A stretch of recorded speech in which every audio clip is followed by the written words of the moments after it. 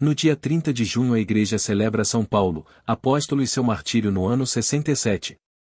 Embora a data da celebração tenha sido transferida para o domingo seguinte em algumas regiões, a solenidade de São Pedro e São Paulo continua sendo um momento importante para celebrar a fé, a tradição e a história da Igreja Católica. A tradição de celebrar São Pedro e São Paulo juntos remonta aos primeiros séculos do cristianismo, com raízes que podem ser traçadas até o final do século III. Alguns pontos importantes a serem considerados. Martírio em Roma. Segundo a tradição, ambos os apóstolos foram martirizados em Roma no mesmo dia, 29 de junho do ano 67 d.C. Veneração conjunta. Desde cedo, a Igreja venerava Pedro e Paulo como pilares fundamentais da fé, reconhecendo sua importância na propagação do Evangelho e na consolidação da Igreja primitiva. Festa litúrgica. A festa litúrgica em homenagem aos dois santos foi oficialmente estabelecida no século IV, inicialmente em Roma e depois se espalhando por todo o mundo cristão. Simbolismo. A celebração conjunta de São Pedro e São Paulo simboliza a unidade da Igreja e a complementaridade de seus ministérios. Pedro, o príncipe dos apóstolos, representa a autoridade e a liderança, enquanto Paulo, o apóstolo dos gentios, representa a missão universal da Igreja. A conversão mais extraordinária que se deu, depois da ascensão de Nosso Senhor, foi a de Paulo. Discípulo do sábio mestre Gamaliel, era Paulo tido como homem de grande inteligência e de espírito superior, gozando, portanto, de certa consideração na alta sociedade de Jerusalém. Sua conversão, inesperada, causou grande sensação na capital do judaísmo. Conhecido de todos como inimigo figadal da religião de Cristo e seu cruel perseguidor, era natural que a notícia dessa conversão fosse recebida com ceticismo e grande desconfiança pelos apóstolos.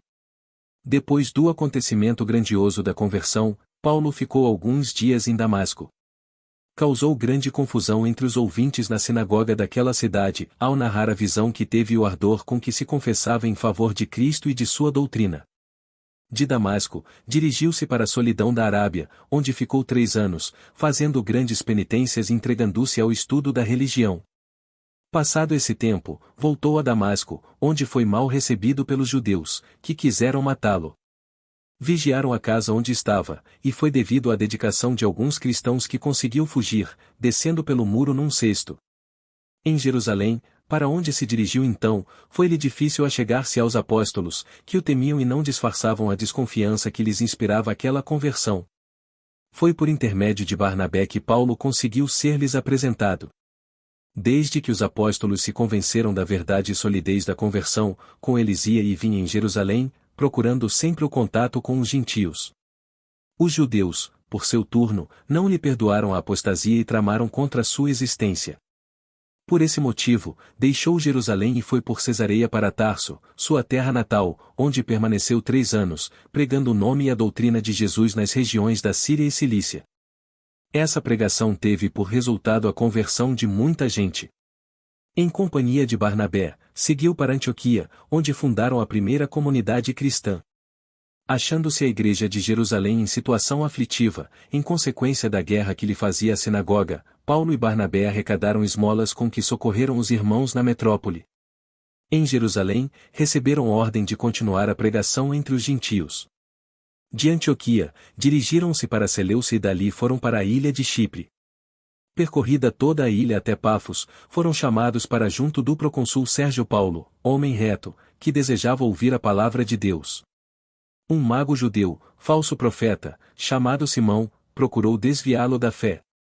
Paulo, cheio do Espírito Santo, encarando-o em face, disse-lhe: Filho do diabo, inimigo de toda justiça, eis que a mão de Deus te castiga, ou não verás mais, por algum tempo, a luz do sol. Logo espessas trevas o cercaram e tateava, procurando quem o guiasse. À vista disto, o procônsul se converteu. De Pafos, Paulo, com o companheiro, passou para Perga e de lá para Antioquia. Houve tantas conversões que os judeus, enchendo-se de inveja, moveram perseguição contra os apóstolos. Estes, então, se retiraram e foram para Listra, passando por Iconio. Em Listra, havia um paralítico que recuperou a saúde pela imposição das mãos de Paulo. O povo, vendo isso, julgou estar em presença de deuses e quis dar-lhes honras divinas. Os judeus, perseguindo sempre o apóstolo, vieram de Antioquia, prenderam-no, levaram-no para fora da cidade, apedrejaram-no, deixando-o como morto. No dia seguinte, porém, seguiu para Derbe, onde ganhou muitos discípulos. Quando, mais tarde, voltou para Antioquia, pôde contar, em grande assembleia, os progressos que a religião de Jesus tinha feito. Surgira entre os discípulos uma controvérsia sobre a aplicação da lei da circuncisão aos gentios recém-convertidos. Numa reunião que houve em Jerusalém, a qual compareceram também Paulo e Barnabé, foi decidido que os convertidos do paganismo não seriam obrigados à circuncisão. Fazendo de Antioquia ponto de partida, Paulo e Barnabé visitaram todas as cidades da Ásia Menor, por onde tinham passado na primeira viagem. Em Troade, teve Paulo uma visão, de em pé diante dele, um macedônio suplicava-lhe, passa a Macedônia e vem em nosso socorro. Paulo embarcou com Silas, Timóteo e Lucas para Filipos. Em Filipos, libertou do demônio uma empregada que, possessa do espírito adivinhatório, dava lucros avultados aos amós. Estes, vendo-se prejudicados nos interesses, levantaram o povo contra Paulo e Silas, arrastaram-nos diante do tribunal e disseram, destes homens põem em desordem a nossa cidade. A autoridade mandou-os açoitar com varas, e metidos no cárcere, foram presos ao tronco. À noite, um forte terremoto abalou a cidade toda. As portas da prisão abriram-se e as cadeias dos prisioneiros caíram. O carcereiro, estupefato e apavorado, fez-se batizar imediatamente, com toda a família. De Filipos, Paulo foi para Anfípolis, Apolônia, Tessalônica e Bereia, e dali até Atenas. Em Atenas, Paulo pregou aos judeus na sinagoga e aos pagãos na praça pública. Convidado para falar no Areópago, disse Paulo, cidadãos de Atenas. Um dia destes, percorrendo vossa cidade e considerando os objetos do vosso culto, notei, entre outros, um altar com a inscrição, vá ao Deus desconhecido. Aquele Deus a quem venerais sem o conhecer é o que venho anunciar-vos. Quando depois passou a falar da ressurreição, uns escarneciam, outros disseram, falar-nos-ás outra vez sobre este assunto. Houve algumas conversões, por exemplo, a de Dionísio, membro do Supremo Tribunal. De Atenas, Paulo foi para Corinto, onde pregou o Evangelho durante 1 ano e 6 meses. De Corinto, passou para Éfeso, de Éfeso para Cesareia, Jerusalém e Antioquia. Em outra viagem, após breve espaço de tempo, Paulo visitou todas as igrejas da Ásia. Em Éfeso, batizou 12 discípulos e impôs-lhes as mãos, chamando sobre eles o Espírito Santo, e começaram a falar línguas e profetizar. 3 anos passou Paulo em Éfeso, permanência assinalada por muitos milagres. Curaram-se doentes aos quais aplicaram o sudário e a cinta de São Paulo. Inúmeros demônios foram expulsos das suas vítimas. Muitos fiéis vieram confessar os pecados. Os judeus não deixaram de odiar a Paulo e continuaram a persegui-lo. Antes de se despedir de Éfeso e Mileto, foi São Paulo avisado pelo Espírito Santo de que em Jerusalém haveria de encontrar muita tribulação, e assim aconteceu. Mal tinha chegado a Jerusalém, os judeus apoderaram-se dele e teriam-no matado se o tribuno da coorte romana não lhe tivesse arrebatado das mãos. Ainda assim, mandou metê-lo a ferros e encarcerá-lo. De noite, Jesus Cristo apareceu a Paulo e lhe disse, coragem. Como deste testemunho de mim em Jerusalém, o mesmo farás em Roma. Como os judeus insistissem na sua condenação, o tribunal romano mandou conduzi-lo de noite, com uma escolta, ao governador Félix, em Cesareia. Lá ficou 2 anos, até que Félix teve por sucessor a Festo. Os judeus pediram a este a transferência do prisioneiro para Jerusalém, pensando matá-lo em viagem. Festo perguntou a Paulo, queres ser julgado em Jerusalém, no meu tribunal? Paulo respondeu, já apelo para César.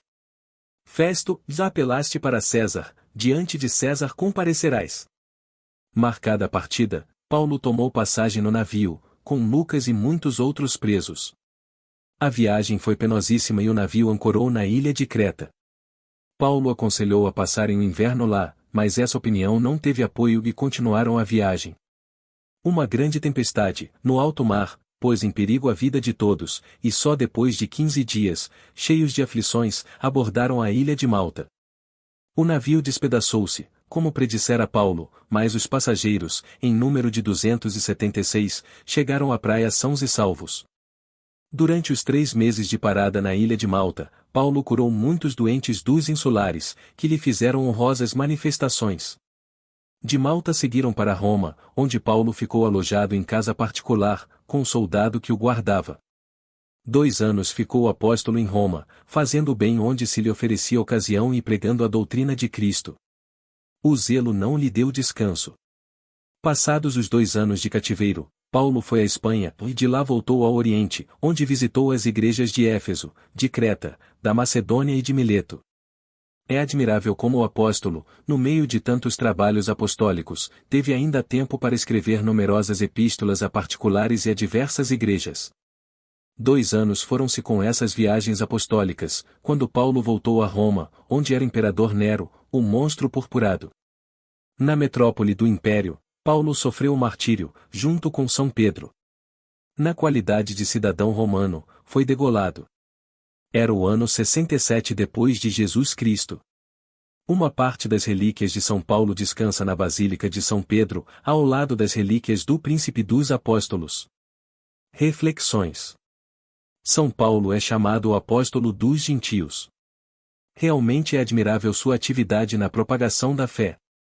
De perseguidor de Jesus Cristo, fez-se um apóstolo da Igreja, um missionário, o modelo dos missionários de todos os tempos.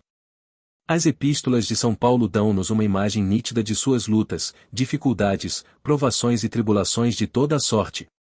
Mas em tudo venceu o amor a Jesus crucificado. São Paulo é um gigante no amor ao Salvador. Jesus é minha vida, confessa ele, e para Jesus não havia trabalho que não fizesse, dificuldade que não vencesse, dor que não suportasse. No fim da vida, pode, em verdade, dizer: pelejei a boa peleja, terminei a carreira e conservei a fé. Para que possamos afirmar a mesma coisa, é preciso que imitemos o grande apóstolo no imenso amor a Jesus e à Santa Igreja. É preciso que, como ele, crucifiquemos a nossa carne, demos desprezo ao mundo, tenhamos amor aos nossos irmãos, sejamos castos e puros, e da nossa vida façamos um hino de louvor a Deus. Desta forma, seremos herdeiros da coroa, que nos dará o justo juiz no dia da recompensa.